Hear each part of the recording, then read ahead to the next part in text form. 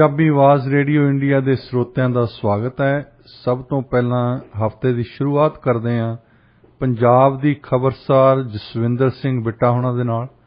ਜਸਵਿੰਦਰ ਸਿੰਘ ਜੀ, ਸਵਾਗਤ ਹੈ ਤੁਹਾਡਾ ਪੰਜਾਬੀ ਆਵਾਜ਼ ਦੇ ਵਿੱਚ। ਜੀ ਬਹੁਤ ਮਿਹਰਬਾਨੀ, ਸ਼ੁਕਰੀਆ, ਧੰਨਵਾਦ। ਔਰ ਸਾਡੇ ਸਾਰੇ ਸੁਣਨ ਵਾਲਿਆਂ ਨੂੰ ਪਿਆਰ ਭਰੀ ਨਿੱਘੀ ਸਤਿ ਸ੍ਰੀ ਅਕਾਲ, ਆਦਾਬ, ਨਮਸਕਾਰ।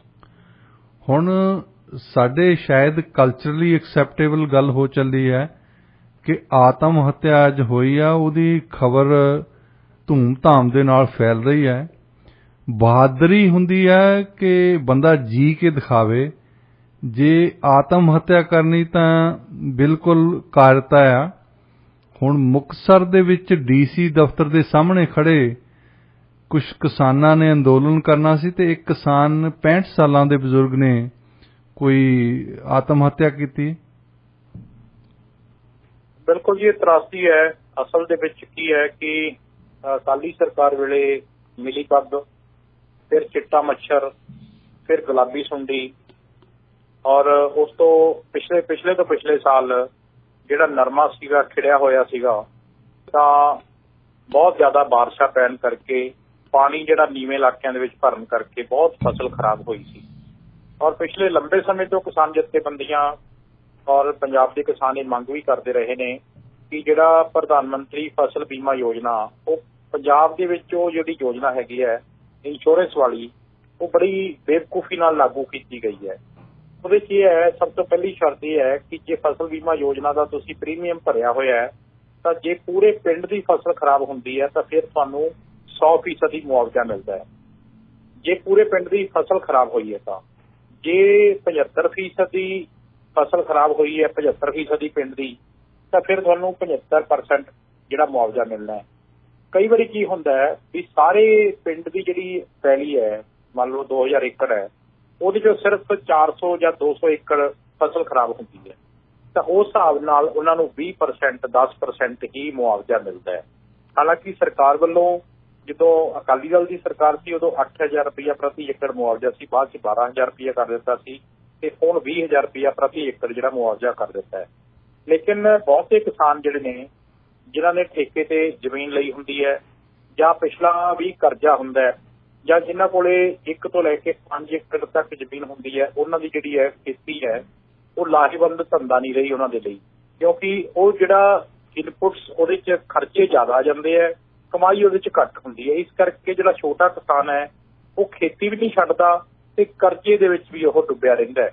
ਤੇ ਜਿਹੜੀ ਸਰਕਾਰ ਹੈ, ਜਿੱਦਾਂ ਨਰਮੇ ਦੀ ਫਸਲ ਪਿਛਲੇ ਸਾਲ ਗੁਲਾਬੀ ਸੁੰਡੀ ਕਰਕੇ ਨੁਕਸਾਨੀ ਗਈ, ਉਹਦਾ ਮੁਆਵਜ਼ਾ ਹੁਣ ਤੱਕ ਨਹੀਂ ਮਿਲਿਆ। ਤੇ ਬੈਂਕ ਵਾਲੇ ਜਿਹੜੇ ਕਿਸ਼ਤਾਂ ਮੰਗਦੇ ਆ, ਕਿਉਂਕਿ ਬੈਂਕ ਨੇ ਤਾਂ ਆਪਦਾ ਵਿਆਜ ਤੇ ਵਿਆਜ ਉਹਨਾਂ ਨੇ ਨਹੀਂ ਲੈਣਾ ਹੀ ਹੈ। ਸੋ ਬਹੁਤ ਸਾਰੇ ਕਿਸਾਨ ਜਥੇਬੰਦੀਆਂ ਇਸ ਤਰ੍ਹਾਂ ਦੇ ਜਿਹੜੇ ਧਰਨੇ ਮੁਜ਼ਾਹਰੇ ਸਰਕਾਰ ਦੇ ਦੁਆਰੇ ਦੇ ਉੱਤੇ, ਪ੍ਰਸ਼ਾਸਨ ਦੇ ਦੁਆਰਾ ਦੇ ਉੱਤੇ ਇਸ ਤਰ੍ਹਾਂ ਜਦੋਂ ਧਰਨੇ ਮੁਜ਼ਾਹਰੇ ਕਰਦੇ ਨੇ ਤੇ ਉਦੋਂ ਬਹੁਤ ਉਹਨਾਂ ਨੂੰ ਨਮੋਸ਼ੀ ਦਾ ਸਾਹਮਣਾ ਕਰਨਾ ਪੈਂਦਾ ਹੈ। ਅਫਸਰ ਜਿਹੜੇ ਨੇ, ਕਈ ਵਾਰੀ ਤਾਂ ਜੇ ਡੀਸੀ ਦਫ਼ਤਰ ਦੇ ਬਾਹਰ ਧਰਨਾ ਦੇਣਾ ਹੋਵੇ ਤਾਂ ਉਹ ਕਹਿੰਦੇ ਜੀ ਪਟਵਾਰੀ ਨੂੰ ਭੇਜ ਦਿਓ ਜਾਂ ਕਾਨੂੰਨ ਉਹਨੂੰ ਭੇਜ ਦਿਓ, ਉਹ ਆਪਣਾ ਮੰਗ ਪੱਤਰ ਫੜ ਲਿਆਏਗਾ। ਤੇ ਉਹ ਮੰਗ ਪੱਤਰ ਅੱਜ ਤੱਕ ਮੈਂ ਦੇਖੇ, ਰਾਜਪਾਲ ਕੋਲ ਵੀ ਮੰਗ ਪੱਤਰ ਪਏ ਹੈ, ਪੰਜਾਬ ਦੇ ਮੁੱਖ ਮੰਤਰੀ ਕੋਲ ਵੀ ਮੰਗ ਪੱਤਰ ਪਏ ਨੇ, ਮੰਤਰੀਆਂ ਨੂੰ ਵੀ ਮੰਗ ਪੱਤਰ ਮਿਲਦੇ ਨੇ, ਡੀਸੀ ਨੂੰ ਵੀ ਮੰਗ ਪੱਤਰ ਮਿਲਦੇ ਹੈ। ਬਹੁਤ ਸਾਰੇ ਮੰਗ ਪੱਤਰ ਉਹਨਾਂ ਦੇ ਰੱਦੀ ਦੀ ਟੋਕਰੀ ਦੇ ਵਿੱਚ ਸੁੱਟੇ ਜਾਂਦੇ ਆ। ਕਿਸੇ ਮੰਗ ਪੱਤਰ ਤੇ ਅੱਜ ਤੱਕ ਮੈਨੂੰ ਨਹੀਂ ਲੱਗਿਆ ਕਿ ਕਿਸੇ ਮੰਗ ਪੱਤਰ ਤੇ ਕੋਈ ਅਸਰ ਹੋਇਆ ਹੋਵੇ। ਹਾਂ, ਅਸਰ ਉਦੋਂ ਹੁੰਦਾ ਹੈ ਜਦੋਂ ਇਲੈਕਸ਼ਨ ਸਿਰ ਤੇ ਹੋਣ ਤੇ ਵੋਟਾਂ ਚਾਹੀਦੀਆਂ ਹੋਣ, ਤੇ ਉਦੋਂ ਰਾਜਨੇਤਾ ਜਿਹੜੇ ਨੇ ਉਹ ਥੋੜਾ ਜਿਹਾ ਇੱਕ ਲੋਲੀਪੌਪ ਉਹਨਾਂ ਨੂੰ ਦਿੰਦੇ ਨੇ।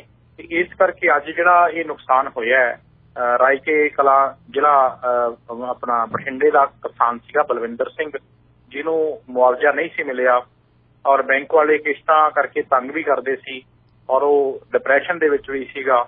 ਔਰ ਬਹੁਤੇ ਬੰਦੇ ਜਿਹੜੇ ਡਿਪਰੈਸ਼ਨ ਦੇ ਵਿੱਚ ਘਰੇਲੂ ਕਾਰਨਾਂ ਕਰਕੇ ਜਾਂ ਆਰਥਿਕ ਤੌਰ ਤੇ ਤੰਗੀ ਹੋਣ ਕਰਕੇ, ਜਾਂ ਜਦੋਂ ਆਸ ਉਮੀਦ ਹੁੰਦੀ ਹੈ ਕਿ ਇਸ ਵਾਰੀ ਜਿਹੜਾ ਫਸਲ ਚੰਗੀ ਹੋਏਗੀ, ਇਹਦੇ ਨਾਲ ਕੋਈ ਬੱਚੇ ਦੀ ਫੀਸ, ਕੋਈ ਕੁੜੀ ਦਾ ਵਿਆਹ, ਕੋਈ ਬੈਂਕ ਦੀ ਕਿਸ਼ਤ ਜਿਹੜੀ ਅਦਾ ਕੀਤੀ ਜਾਏਗੀ, ਤਾਂ ਉਸ ਸਮੇਂ ਜਦੋਂ ਆਸ ਟੁੱਟਦੀ ਹੈ ਤਾਂ ਫਿਰ ਕਿਸਾਨ ਜਿਹੜਾ ਹੈਗਾ ਜਾਂ ਜਿਹੜਾ ਵੀ ਵਿਅਕਤੀ ਹੈ ਜਿਹੜਾ ਇਸ ਤੋਂ ਪੀੜਤ ਹੁੰਦਾ ਆਪਣੀ ਮੁਸ਼ਕਲ ਤੋਂ, ਉਹਨੂੰ ਮੁਸ਼ਕਲ ਆਉਂਦੀ ਹੈ। ਪਰ ਉਹਦਾ ਸਹਾਰਾ ਕੋਈ ਬਣਨ ਦੀ ਬਜਾਏ, ਕਿਸੇ ਨੇ ਬਾਹ ਫੜਨ ਦੀ ਬਜਾਏ ਜਾਂ ਕਿਸੇ ਤੋਂ ਮਦਦ ਵੀ ਜੇ ਮੰਗਦਾ ਹੋ ਤਾਂ ਉਹਨੂੰ ਮਜ਼ਾਕ ਵੀ ਕੀਤਾ ਜਾਂਦਾ, ਤੈਨੂੰ ਕਿਹਾ ਵੀ ਜਾਂਦਾ ਹੈ ਵੀ ਤੈਨੂੰ ਕਿਹਾ ਸੀ ਨਾ ਪੰਗਾ ਲੈ, ਤੂੰ ਠੇਕੇ ਤੇ ਜ਼ਮੀਨ ਦੇ ਦੇ, ਤਾਂ ਫਿਰ ਉਦੋਂ ਬਹੁਤ ਸਾਰੀਆਂ ਦਿੱਕਤਾਂ ਦਾ ਜਦੋਂ ਸਾਹਮਣਾ ਕਰਨਾ ਪੈਂਦਾ ਤੇ 1-2 ਮਿੰਟ ਦੀ ਗੱਲ ਹੀ ਹੁੰਦੀ ਹੈ ਜਿਹੜੀ ਸੁਸਾਈਡ ਵਾਲੀ। ਹਾਲਾਂਕਿ ਸੁਸਾਈਡ ਕਰਨਾ, ਆਤਮ ਹੱਤਿਆ ਕਰਨਾ ਸਿੱਖ ਧਰਮ ਦੇ ਵਿੱਚ ਵੀ ਜੁਰਮ ਹੈਗਾ ਔਰ ਜ਼ਿੰਦਗੀ, ਜਿਵੇਂ ਤੁਸੀਂ ਆਖਿਆ ਕਿ ਜ਼ਿੰਦਗੀ ਜਿਹੜੀ ਹੈਗੀ ਹੈ ਸੰਘਰਸ਼ ਨਾਲ ਹੀ, ਸੰਘਰਸ਼ੀ ਜ਼ਿੰਦਗੀ ਹੈ, ਹਰ ਦਿਨ ਸੰਘਰਸ਼ ਕਰਨਾ ਪੈਂਦਾ ਹੈ। ਪਰ ਇਹ ਬੜੀ ਅਣਹੋਣੀ ਘਟਨਾ ਵਾਪਰੀ ਆ। ਫਰੀਦਕੋਟ ਭੇਜਿਆ ਗਿਆ ਇਸ ਕਿਸਾਨ ਨੂੰ, ਮੁਕਤਸਰ ਤੋਂ ਰੈਫਰ ਕੀਤਾ ਗਿਆ ਤੇ ਰਸਤੇ ਦੇ ਵਿੱਚ ਉਹਦੀ ਜਿਹੜੀ ਮੌਤ ਹੋ ਗਈ। ਫਰੀਦਕੋਟ ਵਾਲੇ ਡਾਕਟਰਾਂ ਨੇ ਕਹਿ ਦਿੱਤਾ ਵੀ ਅੱਧਾ ਘੰਟਾ ਹੋ ਗਿਆ ਇਹਦੀ ਡੈਥ ਹੋਈ। ਤਾਂ ਬੜੀ ਮੰਦਭਾਗੀ ਘਟਨਾ ਵਾਪਰੀ ਹੈ। ਸਰਕਾਰ ਨੂੰ ਚਾਹੀਦਾ ਹੈ ਕਿ ਜਿੰਨੇ ਵੀ ਪੁਰਾਣੇ ਮੁਆਵਜ਼ੇ ਨੇ, ਬਕਾਇਆ ਨੇ, ਉਹ ਦੇਣੇ ਚਾਹੀਦੇ ਆ ਕਿਸਾਨਾਂ ਨੂੰ, ਤਾਂ ਜੋ ਉਹਨਾਂ ਨੂੰ ਅਗਲੀ ਫਸਲ ਬੀਜਣ ਦੇ ਲਈ ਜਾਂ ਉਹਨਾਂ ਦੀਆਂ ਜਿਹੜੀਆਂ ਬੈਂਕ ਦੀਆਂ ਕਿਸ਼ਤਾਂ ਉਹਨਾਂ ਨੂੰ ਹੋਲਡ ਕਰ ਲਿਆ ਜਾਵੇ। ਇਸ ਕਰਕੇ ਬਹੁਤ ਨੁਕਸਾਨ ਕਿਸਾਨਾਂ ਦਾ ਜਿਹੜਾ ਹੋਇਆ ਹੈ, ਛੋਟੇ ਕਿਸਾਨਾਂ ਦਾ ਖਾਸ ਤੌਰ ਤੇ, ਉਹਨਾਂ ਦੀ ਬਾਂਹ ਫੜਨ ਦੀ ਲੋੜ ਹੈ। ਹੁਣ ਸਰਕਾਰ ਦੇ ਐਮਐਲਏ ਤਾਂ ਆਪਣੀ ਫੁਕਰਾਪੰਥੀ ਵਿੱਚ ਬਿਜ਼ੀ ਆ। ਵੈਸਟ ਜਲੰਧਰ ਦਾ ਜਿਹੜਾ ਐਮਐਲਏ ਆ ਆਮ ਆਦਮੀ ਪਾਰਟੀ ਦਾ, ਉਹ ਪਹਿਲਾਂ ਵੀ ਇੱਕ ਏਡੀਸੀ ਦੇ ਨਾਲ ਪੰਗਾ ਲਿਆ ਸੀ, ਹੁਣ ਫੇਰ ਸ਼ਾਇਦ ਉਹਨਾਂ ਦੇ ਬਾਰੇ ਕੋਈ ਖਬਰਾਂ ਆ ਰਹੀਆਂ। ਹਾਂਜੀ, ਅੱਜ ਕੱਲ੍ਹ ਫੋਟੋ ਵਾਇਰਲ ਹੋ ਰਹੀ ਹੈ। ਡਾਕਟਰ ਜਿਹੜੇ ਜੌਹਲ ਦੇ ਨਾਲ ਉਹਨਾਂ ਦਾ ਰਾਜੀਨਾਮਾ ਹੋਇਆ ਹੈ। ਡਾਕਟਰ ਜੌਹਲ ਦੇ ਹਸਪਤਾਲ ਦੇ ਵਿੱਚ ਪਿਛਲੇ ਦਿਨੀ ਇੱਕ ਜੱਚਾ ਤੇ ਬੱਚਾ ਦੀ ਮੌਤ ਹੋ ਗਈ ਸੀ ਕਿਸੇ ਕਾਰਨ ਕਰਕੇ। ਉਸ ਹਸਪਤਾਲ ਦਾ ਜਿਹੜਾ ਆਪਣੇ ਵਾਰਸ ਨੇ, ਉਹਨਾਂ ਨੇ ਕਾਫੀ ਵਿਰੋਧ ਵੀ ਕੀਤਾ ਸੀ ਔਰ ਡਾਕਟਰ ਜੌਹਲ ਦੇ ਹਸਪਤਾਲ ਦੇ ਵਿੱਚ ਕਾਫੀ ਹੰਗਾਮਾ ਵੀ ਹੋਇਆ ਸੀਗਾ। ਚਾਹੇ ਉਹ ਡਾਕਟਰ ਨੇ ਤਾਂ ਆਖਿਆ ਵੀ ਸਾਡੀ ਕੋਈ ਗਲਤੀ ਨਹੀਂ ਇਹਦੇ 'ਚ, ਇਹ ਅਚਾਨਕ ਜਿਹੜੀ ਮੌਤ ਹੋਈ ਹੈ ਔਰ ਦੋਨਾਂ ਦੀ ਜਿਹੜੀ ਲੇਡੀ ਸੀ, ਜਿਹੜੀ ਪ੍ਰੈਗਨੈਂਟ ਲੇਡੀ ਸੀ ਜਿਹਦੇ ਬੱਚਾ ਹੋਇਆ ਸੀ, ਉਹਦੀ ਵੀ ਮੌਤ ਹੋ ਗਈ ਸੀ ਔਰ ਦੂਜੇ ਪਾਸੇ ਜਿਹੜਾ ਬੱਚਾ ਸੀ ਛੋਟਾ ਜਿਹਨੇ ਜਨਮ ਲਿਆ ਸੀ, ਉਹਦੀ ਵੀ ਮੌਤ ਹੋ ਗਈ ਸੀ। ਦੋਨਾਂ ਦੀ ਮੌਤ ਹੋਣ ਤੋਂ ਬਾਅਦ ਕਾਫੀ ਉੱਥੇ ਰੌਲਾ ਰੱਪਾ ਪਿਆ ਸੀ ਹਸਪਤਾਲ ਦੇ ਵਿੱਚ ਤੇ ਉਸ ਤੋਂ ਬਾਅਦ ਜਿਹੜਾ ਤੁਸੀਂ ਦੱਸ ਰਹੇ ਹੋ ਐਮਐਲਏ, ਉਹਨੇ ਇਹਦੇ 'ਚ ਦਖਲ ਦਿੱਤਾ ਸੀ ਤੇ ਹੁਣ ਉਹ ਰਾਜੀਨਾਮਾ ਜਿਹੜਾ ਹੁਣ ਕਰਵਾਇਆ ਗਿਆ, ਉਹ ਫੋਟੋਆਂ ਕਾਫੀ ਵਾਇਰਲ ਹੋ ਰਹੀਆਂ ਨੇ।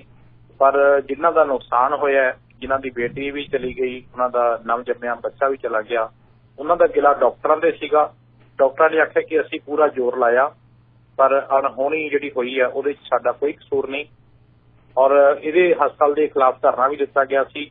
ਹਸਪਤਾਲ ਦੇ ਡਾਕਟਰ ਦੇ ਖਿਲਾਫ ਮੁਕੱਦਮਾ ਦਰਜ ਕਰਨ ਦੇ ਲਈ ਪੁਲਿਸ ਤੇ ਵੀ ਜਿਹੜਾ ਪ੍ਰੈਸ਼ਰ ਪਾਇਆ ਗਿਆ ਸੀ। ਲੇਕਿਨ ਹੁਣ ਜਿਹੜਾ ਉਹਨਾਂ ਦਾ ਰਾਜੀਨਾਮਾ ਹੋਇਆ ਦੋਨਾਂ ਦਾ, ਤੇ ਉਹ ਫੋਟੋ ਕਾਫੀ ਜਿਹੜੀ ਵਾਇਰਲ ਹੋਈ ਹੈ। ਮੇਰੇ ਖਿਆਲ ਅੰਗੁਰਾਲ ਜਿਹੜਾ ਐਮਐਲਏ ਹੈਗਾ ਜਲੰਧਰ ਦਾ, ਪਹਿਲਾਂ ਵੀ ਵਿਵਾਦਤ ਰਿਹਾ। ਪਹਿਲਾਂ ਡੀਸੀ ਦਫ਼ਤਰ ਦੇ ਵਿੱਚ ਵੀ ਉਹਨੇ ਏਡੀਸੀ ਨੂੰ ਤੇ ਹੋਰ ਕਈ ਅਧਿਕਾਰੀਆਂ ਨੂੰ ਧਮਕੀਆਂ ਦਿੱਤੀਆਂ ਸੀ, ਨਾਲ ਉਹਨਾਂ ਨੂੰ ਕਰਪਸ਼ਨ ਦੇ ਜਿਹੜੇ ਦੋਸ਼ ਲਾਏ ਸਨ। ਤੇ ਜਦੋਂ ਕਾਨੂੰਗੋ ਪਟਵਾਰੀਆਂ ਨੇ ਹੜਤਾਲ ਕਰ ਦਿੱਤੀ ਸੀ ਤਾਂ ਉਸ ਸਮੇਂ ਫਿਰ ਇਸ ਐਮਐਲਏ ਨੂੰ ਮਾਫੀ ਮੰਗਣੀ ਪਈ ਸੀ। ਤਾਂ ਉਸ ਤੋਂ ਬਾਅਦ ਰਾਜੀਨਾਮਾ ਹੋਇਆ ਸੀਗਾ ਤੇ ਹੁਣ ਇਸੇ ਕਰਕੇ ਇਹ ਬੰਦਾ, ਉਹੀ ਬੰਦਾ ਜਿਹੜਾ ਦੁਬਾਰਾ ਡਾਕਟਰਾਂ ਦੇ ਖਿਲਾਫ ਧਰਨੇ ਮੁਜ਼ਾਹਰੇ ਕਰਨ ਦੇ ਵਿੱਚ ਉਹਨਾਂ ਨੂੰ ਸ਼ਹਿ ਦੇ ਰਿਹਾ ਸੀਗਾ। ਲੇਕਿਨ ਹੁਣ ਜਿਹੜਾ ਰਾਜੀਨਾਮਾ ਹੋ ਚੁੱਕਾ ਹੈ। ਲੇਕਿਨ ਪਰਿਵਾਰ ਨੇ ਹਾਲੇ ਆਪਣੀ ਤਸੱਲੀ ਨਹੀਂ ਪ੍ਰਗਟਾਈ। ਉਹਨਾਂ ਨੇ ਆਖਿਆ ਵੀ ਜਾਂਚ ਹੋਵੇ, ਜਿਹੜਾ ਪੋਸਟਮਾਰਟਮ ਹੋਇਆ ਦੋਨਾਂ ਜੱਚਾ ਬੱਚਾ ਦਾ, ਉਹਦੀ ਰਿਪੋਰਟ ਹਾਲੇ ਆਉਣੀ ਹੈ। ਹੁਣ ਇੱਕ ਆਮ ਆਦਮੀ ਪਾਰਟੀ ਦਾ ਸਾਬਕਾ ਐਮਐਲਏ ਹੈ ਅਮਰਜੀਤ ਸੰਦੋਆ, ਉਹਨਾਂ ਦੀ ਕਾਰ ਬਾਰੇ ਚਰਚਾ ਚੱਲ ਰਹੀ ਹੈ ਕਿ ਵਿਜੀਲੈਂਸ ਬਿਊਰੋ ਵਾਲੇ ਨੇ ਕੁਝ ਕੀਤਾ ਜਾਂ ਵੈਸੇ ਹੀ ਚਰਚਾ ਚੱਲ ਰਹੀ ਹੈ। ਅਮਰਜੀਤ ਸੰਦੋਆ ਬਾਰੇ ਦੇ ਵਿੱਚ ਤੁਹਾਨੂੰ ਪਤਾ ਹੀ ਹੈ, ਅਮਰਜੀਤ ਸੰਦੋਆ ਪਹਿਲਾ ਐਮਐਲਏ ਸੀਗਾ ਆਮ ਆਦਮੀ ਪਾਰਟੀ ਦਾ ਤੇ ਉਹ ਛੱਡ ਗਿਆ ਸੀ ਫਿਰ ਪਾਰਟੀ। ਉਸ ਤੋਂ ਬਾਅਦ ਉਹ ਕਾਂਗਰਸ ਪਾਰਟੀ ਵਿੱਚ ਚਲਾ ਗਿਆ ਸੀਗਾ। ਪਿੱਛੇ ਉਹਦੇ ਤੇ ਦੋਸ਼ ਲੱਗਿਆ ਕਿ ਜਦੋਂ ਮਾਈਨਿੰਗ ਦਾ ਦੋਸ਼ ਲੱਗਦਾ ਸੀਗਾ ਵੀ ਐਮਐਲਏ ਖੁਦ ਮਾਈਨਿੰਗ ਕਰਾਉਂਦਾ ਹੈ, ਤਾਂ ਉਸ ਸਮੇਂ ਕਾਫੀ ਚਰਚਾ ਦੇ ਵਿੱਚ ਰਿਹਾ। ਤੇ ਹੁਣ ਆਮ ਆਦਮੀ ਪਾਰਟੀ ਦੇ ਜਿਹੜੇ ਵਿਧਾਇਕ ਰਹੇ ਨੇ ਸੰਦੋਆ, ਇਹ ਲੈਂਡ ਘੁਟਾਲੇ ਦੇ ਵਿੱਚ ਫਸੇ ਨੇ ਔਰ ਉਹਨਾਂ ਕੋਲੋਂ ਜਿਹੜੀ ਕਾਰ ਮਿਲੀ ਹੈ, ਉਹ ਕਾਰ ਦੀ ਰਜਿਸਟ੍ਰੇਸ਼ਨ ਹੈ ਜਿਹੜੀ ਉਹ ਜ਼ਬਤ ਕਰ ਲਈ ਹੈ ਐਸਡੀਐਮ ਨੇ। ਤੇ ਦੂਜੇ ਪਾਸੇ ਐਮਐਲਏ ਕਹਿ ਰਿਹਾ ਕਿ ਇਹ ਇੱਕ ਪੋਲੀਟੀਕਲ ਸਾਜ਼ਿਸ਼ ਹੈਗੀ ਹੈ। ਦੂਜੇ ਪਾਸੇ ਕਾਂਗਰਸ ਨੇ ਮੁੱਖ ਮੰਤਰੀ ਭਗਵੰਤ ਮਾਨ ਨੂੰ ਆਖਿਆ ਵੀ ਐਮਐਲਏ ਜਿਹੜਾ ਸੰਦੋਆ ਰਿਹਾ ਹੈ ਉਹਦੀ ਜਿਹੜੀਆਂ ਗਤੀਵਿਧੀਆਂ ਦੇ ਉੱਤੇ ਜਾਂਚ ਕਰਾਈ ਜਾਵੇ, ਕਿਉਂਕਿ 2 ਮਹੀਨੇ ਪਹਿਲਾਂ ਰੋਪੜ ਦੇ ਵਿੱਚ ਜੰਗਲਾਤ ਵਿਭਾਗ ਦੀ ਜ਼ਮੀਨ ਹੈ ਜਿਹੜੀ ਉਹ ਡੀਸੀ ਰੇਟ ਤੋਂ 10 ਗੁਣਾ ਜ਼ਿਆਦਾ ਵੇਚਣ ਦਾ ਇੱਕ ਘੁਟਾਲਾ ਸ਼ਾਮਲ ਹੋਇਆ ਸੀ। ਤੇ ਉਹਦੇ 'ਚ ਪਤਾ ਲੱਗਿਆ ਸੀਗਾ ਕਿ ਐਮਐਲਏ ਜਿਹੜੀ ਕਾਰ ਵਰਤ ਰਿਹਾ ਹੈ, ਉਹ ਕਾਰ ਉਸੇ ਪੈਸੇ 'ਚੋਂ ਖਰੀਦੀ ਗਈ ਹੈ। ਔਰ ਸੰਦੋਆ ਇਹ ਕਹਿੰਦੇ ਆ ਕਿ ਮੇਰੇ ਸਹੁਰੇ ਮੇਰੀ ਮਦਦ ਕਰਦੇ ਰਹੇ ਹੈ ਤੇ ਮੈਨੂੰ ਉਹਨਾਂ ਨੇ ਇਹ ਕਾਰ ਲੈ ਕੇ ਦਿੱਤੀ ਸੀ ਤੇ ਇਹ ਕਾਰ ਇਹਦੀ ਕਾਰ ਦੀ ਰਕਮ ਹੈ ਸਿੱਧੀ ਕਾਰ ਡੀਲਰ ਦੇ ਖਾਤੇ 'ਚ ਪਾ ਦਿੱਤੀ ਗਈ ਸੀ। ਤੇ ਕਾਰ ਜਿਹੜੀ ਹੈਗੀ ਹੈ ਇਹ ਉਹਨਾਂ ਦੇ ਸਹੁਰੇ ਦੇ ਨਾਮ ਤੇ ਹੈ। ਲੇਕਿਨ ਹੁਣ ਵਿਜੀਲੈਂਸ ਨੇ ਜਦੋਂ ਇਹਦੀ ਇਨਵੈਸਟੀਗੇਸ਼ਨ ਕੀਤੀ ਤੇ ਉਹਦੇ 'ਚ ਇਹ ਪਤਾ ਲੱਗਿਆ ਵੀ ਇਸ ਘਪਲੇ ਦੇ ਵਿੱਚ ਕੋਈ ਭਿੰਡਰ ਬ੍ਰਦਰਸ ਹੈ, ਜਲੰਧਰ ਦੀ ਇੱਕ ਔਰਤ ਹੈ, ਉਹਦੇ ਖਾਤੇ ਵਿੱਚ 2 ਕਰੋੜ ਰੁਪਏ ਜਮ੍ਹਾਂ ਕਰਾਏ ਗਏ ਔਰ ਔਰਤ ਨੇ ਇਹਦੇ ਵਿੱਚੋਂ ਕੁਝ ਰਕਮ ਆਪਣੇ ਪਤੀ ਦੇ ਖਾਤੇ ਦੇ ਵਿੱਚ ਜਮ੍ਹਾਂ ਕਰਾਈ ਤੇ ਇਹਦੇ ਚੋਂ ਹੀ ਵਰਿੰਦਰ ਨੇ 16 ਅਕਤੂਬਰ ਨੂੰ ਇੱਕ ਕਾਰ ਡੀਲਰ ਦੇ ਖਾਤੇ ਵਿੱਚ 19 ਲੱਖ ਰੁਪਏ ਜਮ੍ਹਾਂ ਕਰਾਏ ਸੀ ਤੇ ਉਹਦੇ ਬਦਲੇ ਇੱਕ ਕਾਰ ਖਰੀਦੀ ਗਈ ਸੀ। ਲੇਕਿਨ ਇਹ ਕਾਰ ਹੈ ਜਿਹੜੀ ਹੁਣ ਵਰਤ ਰਿਹਾ ਹੈ ਅਮਰਜੀਤ ਸਿੰਘ ਸੰਦੋਆ, ਸਾਬਕਾ MLA, ਉਹ ਕਹਿ ਰਿਹਾ ਕਿ ਮੇਰਾ ਜਿਹੜਾ ਸਹੁਰਾ ਹੈਗਾ ਉਹਦੇ ਨਾਮ ਦੇ ਉੱਤੇ ਕਾਰ ਹੈਗੀ ਹੈ ਤੇ ਉਹਨੇ ਮੈਨੂੰ ਇਹ ਕਾਰ ਦਿੱਤੀ ਹੈ। ਤੇ ਮੁੱਖ ਮੰਤਰੀ ਭਗਵੰਤ ਮਾਨ ਤੋਂ ਕਾਂਗਰਸੀਆਂ ਨੇ ਆਖਿਆ ਵੀ ਇਹ ਜਿਹੜੀ ਕਾਰ ਦੀ ਜਾਣਕਾਰੀ ਲਈ ਜਾਵੇ ਵੀ ਸਹੁਰੇ ਦੀ ਆਮਦਨ ਸਰੋਤ ਕੀ ਹੈ ਜਾਂ ਉਹਦੇ ਸਹੁਰੇ ਪਰਿਵਾਰ ਲਈ ਪਹਿਲਾਂ ਕਾਰੋਬਾਰ ਸਥਾਪਿਤ ਕਰਨ ਦੇ ਵਿੱਚ ਕਿੰਨੀ ਮਦਦ ਕੀਤੀ ਹੈ। ਦੂਜੇ ਪਾਸੇ ਪੰਜਾਬ ਦੇ ਜਿਹੜੇ ਕੈਬਨਿਟ ਮੰਤਰੀ ਨੇ ਅਮਨ ਅਰੋੜਾ, ਉਹਨਾਂ ਨੇ ਆਖਿਆ ਵੀ ਕੋਈ ਵੀ ਬੰਦਾ ਹੋਵੇ, ਚਾਹੇ ਸਾਡਾ ਰਿਸ਼ਤੇਦਾਰ ਹੋਵੇ ਚਾਹੇ ਦੂਜੀ ਪਾਰਟੀ ਦਾ ਹੋਵੇ, ਉਹ ਆਪਣਾ ਪਹਿਲਾਂ ਪੱਖ ਰੱਖੇ। ਜੇ ਉਹਦਾ ਪੱਖ ਸਹੀ ਨਹੀਂ ਤਾਂ ਉਹਦੇ ਤੇ ਜਿਹੜਾ ਜੋ ਵੀ ਕਾਨੂੰਨ ਕੰਮ ਕਰੂਗਾ ਉਹ ਕਰਨਾ ਚਾਹੀਦਾ ਹੈ। ਨਾਲ ਹੀ ਉਹਨਾਂ ਨੇ ਇੱਕ ਟਿੱਪਣੀ ਵੀ ਕੀਤੀ, ਉਹਨਾਂ ਨੇ ਆਖਿਆ ਕਿ ਅਮਰਜੀਤ ਸੰਦੋਆ ਕਾਂਗਰਸ ਚਲਾ ਗਿਆ ਸੀਗਾ ਤੇ ਕਾਂਗਰਸ ਦੀ ਇਹ ਰਣਨੀਤੀ ਹੈਗੀ ਹੈ, ਕਾਂਗਰਸ ਦਾ ਇਹ ਕਲਚਰ ਹੈਗਾ ਇਸ ਤਰ੍ਹਾਂ ਦੇ ਕੰਮ ਕਰਨ ਦਾ, ਤੇ ਹੋ ਸਕਦਾ ਸੰਦੋਆ ਨੇ ਇਹ ਕੀਤਾ ਹੋਵੇ। ਦੂਜੇ ਪਾਸੇ ਸੁਖਪਾਲ ਖਹਿਰਾ ਕਹਿੰਦੇ ਹੈ ਕਿ ਹੁਣ ਇਹ ਦੇਖਣਾ ਹੈ ਭਗਵੰਤ ਮਾਨ ਆਪਣੀ ਪਾਰਟੀ ਦੇ ਸਾਬਕਾ ਵਿਧਾਇਕ ਦੇ ਖਿਲਾਫ ਕੀ ਕਾਰਵਾਈ ਕਰਦੇ ਹੈ, ਕਿਉਂਕਿ ਜੰਗਲਾਤ ਘੁਟਾਲੇ ਦੇ ਵਿੱਚ ਜਿਹੜੇ ਦਾਗੀ ਅਫਸਰ ਹੈ ਉਹਨਾਂ ਵੱਲੋਂ ਉਹ ਦਿੱਤੇ ਹੋਏ ਪੈਸੇ ਨਾਲ ਇਹ ਕਾਰ ਖਰੀਦੀ ਗਈ, ਇਸ ਤਰ੍ਹਾਂ ਦਾ ਦੋਸ਼ ਲੱਗਦਾ ਹੈ। ਉਹਨਾਂ ਨੇ ਕਿਹਾ ਕਿ ਮੁੱਖ ਮੰਤਰੀ ਭਗਵੰਤ ਮਾਨ ਆਪਣੇ ਰਾਜਨੀਤਿਕ ਵਿਰੋਧੀਆਂ ਨੂੰ ਇਸ ਦਾ ਨਿਸ਼ਾਨਾ ਜਿਹੜਾ ਬਣਾ ਰਹੇ ਨੇ ਤੇ ਕਾਰਵਾਈ ਆਪਣਿਆਂ ਤੇ ਕਿਉਂ ਨਹੀਂ ਕਰਦੇ। ਮੈਨੂੰ ਉਹ ਵੀ ਦਿਨ ਯਾਦ ਹੈ ਅਮਰਜੀਤ ਸਿੰਘ ਸੰਦੋਆ ਜਿਹੜੇ ਜਦੋਂ ਕਾਂਗਰਸ ਛੱਡਣ ਤੋਂ ਪਹਿਲਾਂ ਕਾਫੀ ਚਰਚਾ ਦੇ ਵਿੱਚ ਰਹੇ, ਮਾਈਨਿੰਗ ਦੇ ਵਿੱਚ ਵੀ ਇਹਨਾਂ ਦਾ ਨਾਮ ਬੋਲਦਾ ਰਿਹਾ ਤੇ ਜਿਸ ਦਿਨ ਮੁੱਖ ਮੰਤਰੀ ਨੇ ਸਹੁੰ ਚੁੱਕੀ ਸੀ ਤੇ ਤੀਜੇ ਚੌਥੇ ਦਿਨ ਮੋਹਾਲੀ ਦੇ ਵਿੱਚ ਅਰਵਿੰਦ ਕੇਜਰੀਵਾਲ ਨੇ ਵੀਡੀਓ ਕਾਨਫਰੰਸ ਦੇ ਰਾਹੀਂ ਸਾਰੇ MLAs ਨਾਲ ਮੀਟਿੰਗ ਕੀਤੀ ਸੀ ਤੇ ਉਸ ਦਿਨ ਇਹ ਚਰਚਾ ਚੱਲਦੀ ਸੀ ਕਿ ਕੁਲਤਾਰ ਸਿੰਘ ਸੰਧਵਾ ਨੂੰ ਸਪੀਕਰ ਬਣਾ ਦੇਣਾ ਹੈ, ਸਰਬਜੀਤ ਮਾਣੂਕੇ ਨੂੰ ਕੋਈ ਡਿਪਟੀ ਸਪੀਕਰ ਬਣਾ ਦੇਣਾ ਹੈ ਤੇ ਕੁੰਵਰ ਵਿਜੇ ਪ੍ਰਤਾਪ ਨੂੰ ਮੰਤਰੀ ਬਣਾ ਦੇਣਾ ਹੈ। ਉਸ ਦਿਨ ਮੋਹਾਲੀ ਦੀ ਰੈਡੀਸਨ ਹੋਟਲ ਦੇ ਵਿੱਚ ਮੀਟਿੰਗਾਂ ਸੀ ਤੇ ਉੱਥੇ ਵੀ ਅਮਰਜੀਤ ਸਿੰਘ ਸੰਦੋਆ ਆਇਆ ਸੀ। ਉਦੋਂ ਵੀ ਮੈਂ ਉਹਨਾਂ ਨੂੰ ਪੁੱਛਿਆ ਸੀਗਾ ਵੀ ਤੁਸੀਂ ਤਾਂ ਪਾਰਟੀ ਛੱਡ ਦਿੱਤੀ ਤੇ ਅੱਜ ਤਾਂ ਹਜੇ 4 ਦਿਨ ਹੀ ਹੋਏ ਸਰਕਾਰ ਬਣੀ ਨੂੰ, ਤਾਂ ਇਹਨਾਂ ਨੇ ਮੇਰੀ ਗੱਲ ਦਾ ਜਵਾਬ ਨਹੀਂ ਸੀ ਦਿੱਤਾ। ਹੁਣ ਚਰਚਾ ਇਹ ਚੱਲਦੀ ਹੈ ਕਿ ਦੁਬਾਰਾ ਅਮਰਜੀਤ ਸੰਦੋਆ ਜਿਹੜਾ ਉਹ ਆਮ ਆਦਮੀ ਪਾਰਟੀ ਦੇ ਵਿੱਚ ਪੈਰ ਮਾਰਨ ਨੂੰ ਫਿਰਦਾ ਹੈ, ਉਹਦੀ ਕੋਸ਼ਿਸ਼ ਹੈ ਕਿ ਦੁਬਾਰਾ ਮੈਨੂੰ ਮੌਕਾ ਮਿਲ ਜਾਵੇ। ਪਰ ਹੁਣ ਅੱਗੇ ਇਸ ਗੱਲ ਦੇ ਉੱਤੇ ਕਾਰਵਾਈ ਕਰਦੇ ਹੈ ਆਮ ਆਦਮੀ ਪਾਰਟੀ ਵਾਲੇ ਜਾਂ ਨਹੀਂ, ਇਹ ਦੇਖਣਾ ਹੋਏਗਾ।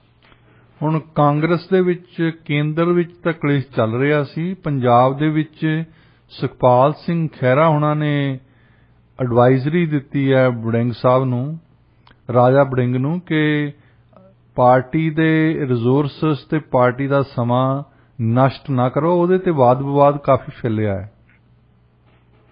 ਹਾਂਜੀ, ਇਹਦੇ ਚ ਇਹ ਤੋਂ ਅਗਲੀ ਗੱਲ ਵੀ ਮੈਂ ਤੁਹਾਨੂੰ ਦੱਸ ਦਿੰਦਾ, ਪਹਿਲਾਂ ਆਪਾਂ ਇਹ ਗੱਲ ਕੰਪਲੀਟ ਕਰ ਲਈਏ ਜੀ। ਰਾਜਾ ਵੜਿੰਗ ਦੇ ਖਿਲਾਫ ਹੈ ਜਿਹੜੇ ਆਪਣੇ ਅਬੋਹਰ ਤੋਂ MLA ਨੇ ਸੰਦੀਪ ਜਾਖੜ, ਸੁਨੀਲ ਜਾਖੜ ਦੇ ਭਤੀਜੇ, ਉਹਨਾਂ ਨੇ ਵੀ ਸਵਾਲ ਚੁੱਕਿਆ ਵੀ ਪਪੂਲੈਰਿਟੀ ਹੈ ਜਿਹੜੀ, ਇੱਜ਼ਤ ਹੈ ਜਿਹੜੀ, ਉਹ ਮਤਲਬ ਬਣਾਇਆ ਹੀ ਬਣਦੀ ਹੈ, ਮੰਗਿਆ ਨਹੀਂ ਮਿਲਦੀ।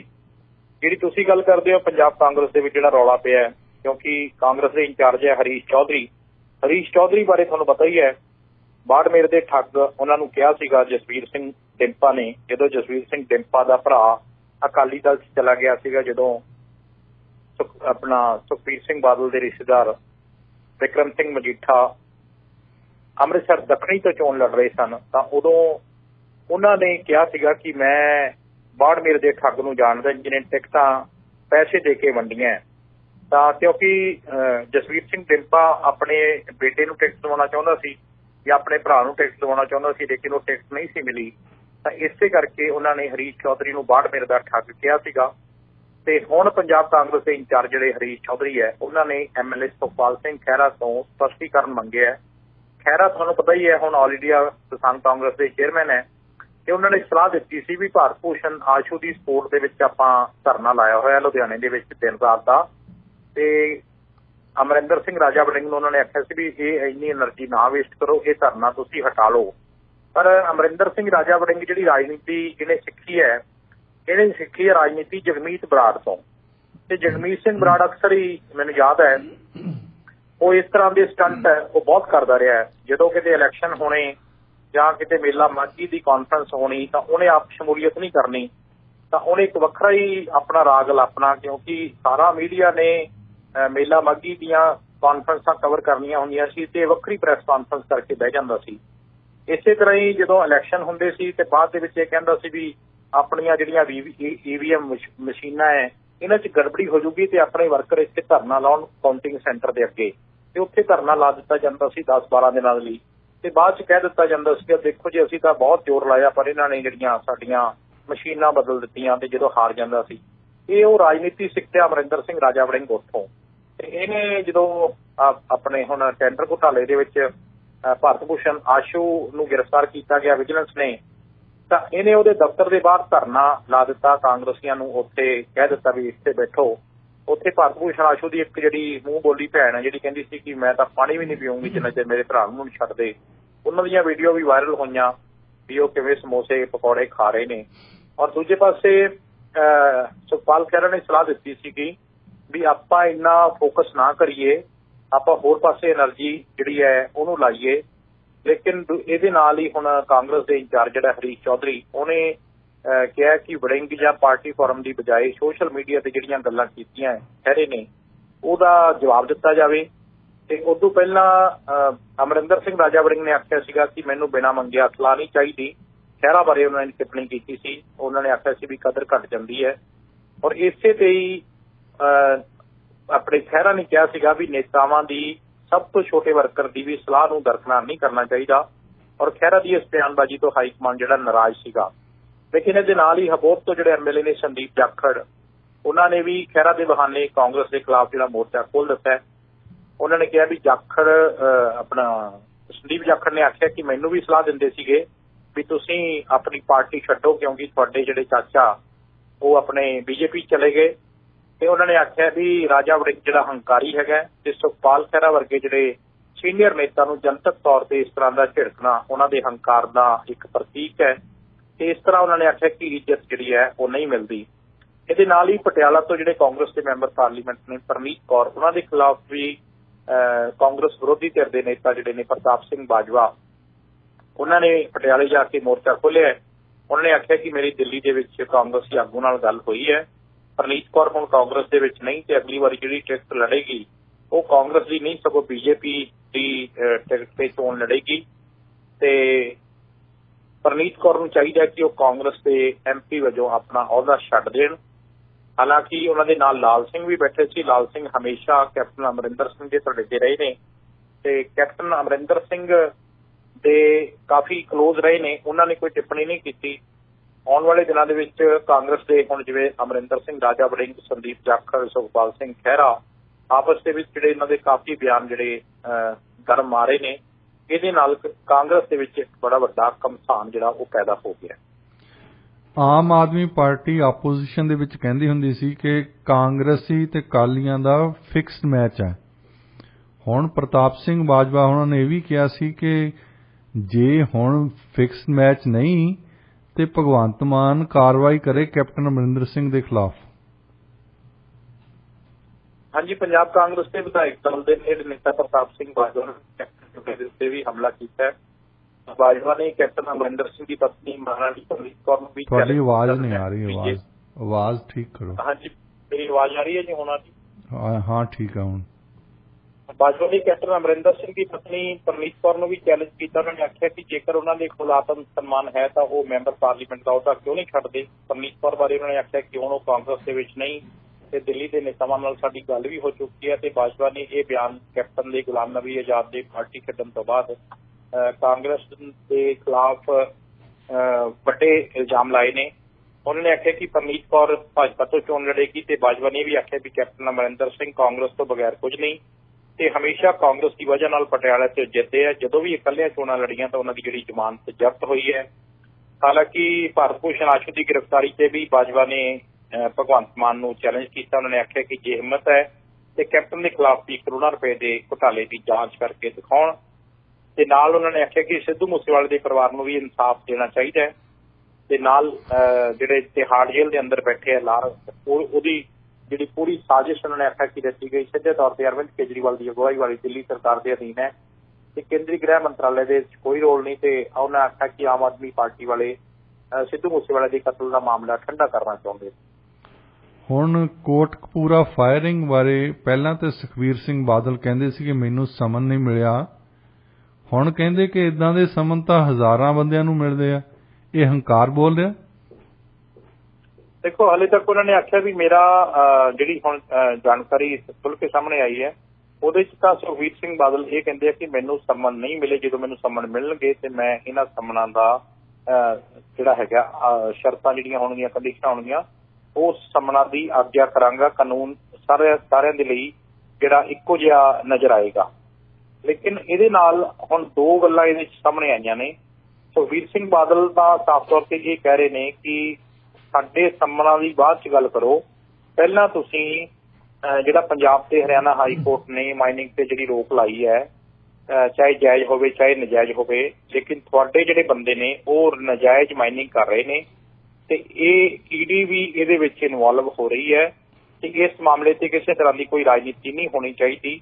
ਜਦੋਂ ਉਹਨਾਂ ਨੇ ਆਖਿਆ ਕਿ ਹਾਈ ਕੋਰਟ ਦੇ ਵਿੱਚ ਬਾਰਡਰ ਏਰੀਏ ਦੇ ਵਿੱਚ ਮਾਈਨਿੰਗ ਦੇ ਰੋਕ ਲੱਗੇ ਹੋਣ ਦੇ ਆਰਡਰ ਨੇ ਤੇ ਫਿਰ ਤੁਸੀਂ ਜਿਹੜਾ ਪਠਾਨਕੋਟ ਤੇ ਗੁਰਦਾਸਪੁਰ ਦੀ ਜਿਹੜੀ ਸਰਹੱਦ ਹੈ ਉਹਦੇ ਉੱਤੇ ਇਲਾਕੇ ਦੇ ਵਿੱਚ ਹਰ ਤਰ੍ਹਾਂ ਦੀ ਮਾਈਨਿੰਗ ਤੇ ਜੇ ਰੋਕ ਹੈ ਤੇ ਇੱਥੇ ਕਿਉਂ ਨਹੀਂ ਤੁਸੀਂ ਚਿੰਤਾ ਜ਼ਾਹਰ ਕਰਦੇ, ਜਿੱਥੇ BSF ਵੀ ਮਾਈਨਿੰਗ ਕਰਾਉਂਦੀ ਹੈ, BSF ਵੀ ਜਿਹੜੀ ਜ਼ਿੰਮੇਵਾਰ ਹੈਗੀ ਹੈ ਔਰ ਦਿਨ ਰਾਤ ਚੱਲਣ ਵਾਲੀ ਮਾਈਨਿੰਗ ਨੂੰ ਲੈ ਕੇ BSF ਨੇ ਵੀ ਚਿੰਤਾ ਪ੍ਰਗਟਾਈ ਹੈ ਔਰ ਹਾਈ ਕੋਰਟ ਨੇ ਵੀ ਪੰਜਾਬ ਸਰਕਾਰ ਨੂੰ ਝਿੜਕਾਂ ਦਿੱਤੀਆਂ। ਪਿਛਲੇ ਦਿਨੀ ਮਾਈਨਿੰਗ ਕਰਕੇ ਜਿਹੜਾ ਪਠਾਨਕੋਟ ਚੱਕੀ ਦਰਿਆ ਦੇ ਨੇੜੇ ਰੇਲਵੇ ਪੁਲ ਜਿਹੜਾ ਡਿੱਗ ਪਿਆ ਸੀਗਾ ਉਹਦੀ ਵੀ ਚਰਚਾ ਕੀਤੀ ਗਈ ਹੈ। ਲੇਕਿਨ ਸੁਖਬੀਰ ਸਿੰਘ ਬਾਦਲ ਇਹ ਕਹਿੰਦੇ ਆ ਕਿ ਜਦੋਂ ਸਾਡੇ ਕੋਲੇ ਸੰਮਨ ਮਿਲਣਗੇ ਅਸੀਂ ਉਸ ਸੰਮਨਾਂ ਦੀ ਤਾਮੀਰ ਕਰਾਂਗੇ। ਹਾਲੇ ਸਾਡੇ ਕੋਲੇ ਸੰਮਨ ਨਹੀਂ ਮਿਲੇ। ਹੁਣ ਇਹ ਕਾਨੂੰਨੀ ਪ੍ਰਕਿਰਿਆ ਹੈਗੀ ਹੈ, ਇਹ ਕਿੰਨੀ ਲੰਬੀ ਚੱਲਦੀ ਹੈ ਦੇਖਣਾ ਹੋਏਗਾ। ਹਰਿਆਣੇ ਦੀ ਬੀਜੇਪੀ ਲੀਡਰ ਤੇ ਐਕਟਰ ਸੋਨਾਲੀ ਫੋਗਟ ਨੇ ਪਹਿਲਾਂ ਖਬਰ ਆਈ ਸੀ ਕਿ ਉਹਨਾਂ ਨੇ ਆਤਮ ਹੱਤਿਆ ਕਰ ਲਈ, ਹੁਣ ਕਹਿੰਦੇ ਕਿ ਉਹਦੇ ਵਿੱਚ ਸ਼ਾਇਦ ਉਹਨਾਂ ਦਾ ਕਤਲ ਹੋਇਆ, ਉਹਦੀ ਕੋਈ ਇਨਵੈਸਟੀਗੇਸ਼ਨ ਹੋ ਰਹੀ। ਹਾਂਜੀ, ਇਹ ਆ ਰਿਹਾ ਕਿ ਸੋਨਾਲੀ ਦੇ PA ਨੇ 12,000 ਰੁਪਏ ਵਿੱਚ ਡਰੱਗ ਖਰੀਦੀ ਸੀ। ਪੁਲਿਸ ਦਾ ਇਹ ਖੁਲਾਸਾ ਹੋਇਆ ਔਰ ਪਾਣੀ ਦੇ ਵਿੱਚ ਮਿਲਾ ਕੇ ਇਹ ਪਿਆਈ ਗਈ ਹੈ ਔਰ ਇਹਦੇ ਨਾਲ ਹੀ ਜਿਹੜੀ ਦੋ ਬੰਦੇ ਸੁਦੀਪ ਤੇ ਸੁਖਵਿੰਦਰ ਉਹ ਪੁੱਛਗਿੱਛ ਵਿੱਚ ਡਰੱਗ ਦੇਣ ਦੀ ਉਹਨਾਂ ਨੇ ਗੱਲ ਜਿਹੜੀ ਕਬੂਲ ਕੀਤੀ ਹੈ ਔਰ ਇਹਦੀ ਕੇਸ ਹਿਸਟਰੀ ਤਿਆਰ ਹੋ ਰਹੀ ਹੈ ਔਰ ਗੋਆ ਪੁਲਿਸ ਤੇ ਹਰਿਆਣੇ ਦੀ ਪੁਲਿਸ ਆਪਸ ਦੇ ਵਿੱਚ ਇਹ ਸਾਰੀ ਜਿਹੜੀ ਹੈ ਮਰਡਰ ਦੀ ਮਿਸਟਰੀ ਹੈ ਇਹ ਮੈਚ ਕਰ ਰਹੀ ਹੈ ਕਿਉਂਕਿ ਇਹਦਾ PA ਸੁਧੀਰ ਹੈ ਸਾਗਵਾਨ ਤੇ ਨਾਲ ਸੁਖਵਿੰਦਰ ਜਿਨ੍ਹਾਂ ਨੇ ਡਰੱਗ ਦਿੱਤੀ ਔਰ ਪਾਣੀ ਦੇ ਵਿੱਚ ਮਿਲਾ ਕੇ ਬੋਤਲ ਜਿਹੜੀ ਹੈ ਸੋਨਾਲੀ ਨੂੰ ਪਿਆਈ ਗਈ। ਜਿਹੜੀ ਡਰੱਗ ਦਿੱਤੀ ਗਈ ਹੈ ਇਹ ਬਹੁਤ ਜ਼ਹਿਰੀਲੀ ਦਵਾਈ ਹੈਗੀ ਹੈ, ਮੈਥਾਫੈਟਾਮਾਈਨ ਯਾਨੀ MD ਔਰ ਸੋਨਾਲੀ ਦੇ ਜਿੱਥੇ ਗੋਆ ਪਹੁੰਚਦੀ ਹੈ ਉਹਦੇ ਜਿਹੜੇ ਰੈਸਟੋਰੈਂਟ ਦੇ ਵਿੱਚ ਡਰੱਗ ਕਿਵੇਂ ਮਿਲਦੀ ਹੈ, ਡਰੱਗ ਕੌਣ ਲੈਂਦਾ, ਕਤਲकांड ਨਾਲ ਜੁੜੇ ਸਬੂਤ ਜਿਹੜੇ ਨੇ ਔਰ ਵਿਸਰਾ ਰਿਪੋਰਟ ਹੈ, ਫਰਾਂਸਿਕ ਰਿਪੋਰਟ ਹੈ, ਉਹ ਸਾਰੀਆਂ ਜਾਣਕਾਰੀਆਂ ਉਸ ਰਿਪੋਰਟ ਦੇ ਵਿੱਚ ਮੌਜੂਦ ਹੈ ਔਰ ਜੇ ਕੇਸ CBI ਨੂੰ ਸੌਂਪਿਆ ਜਾਂਦਾ ਤਾਂ ਇਹ ਕੇਸ ਹਿਸਟਰੀ ਅਧਿਕਾਰੀਆਂ ਦੇ ਕੋਲ ਜਾਏਗੀ ਔਰ ਇਸ ਤੋਂ ਬਾਅਦ ਗੋਆ ਪੁਲਿਸ ਦੇ ਮੁੱਖ ਮੰਤਰੀ ਜਿਹੜੇ ਨੇ ਆਪਣੇ ਹਰਿਆਣੇ ਦੇ ਉਹਨਾਂ ਨਾਲ ਵੀ ਗੱਲਬਾਤ ਚੱਲ ਰਹੀ ਹੈ। ਆਉਣ ਵਾਲੇ ਦਿਨਾਂ ਦੇ ਵਿੱਚ ਹੁਣ ਤੱਕ ਜਿਹੜੀਆਂ 5 ਗ੍ਰਿਫਤਾਰੀਆਂ ਇਹਦੇ ਵਿੱਚ ਹੋ ਚੁੱਕੀਆਂ। ਜਸਵਿੰਦਰ ਸਿੰਘ ਜੀ, ਸ਼ੁਕਰੀਆ ਤੁਹਾਡਾ। ਜੀ ਮਿਹਰਬਾਨੀ।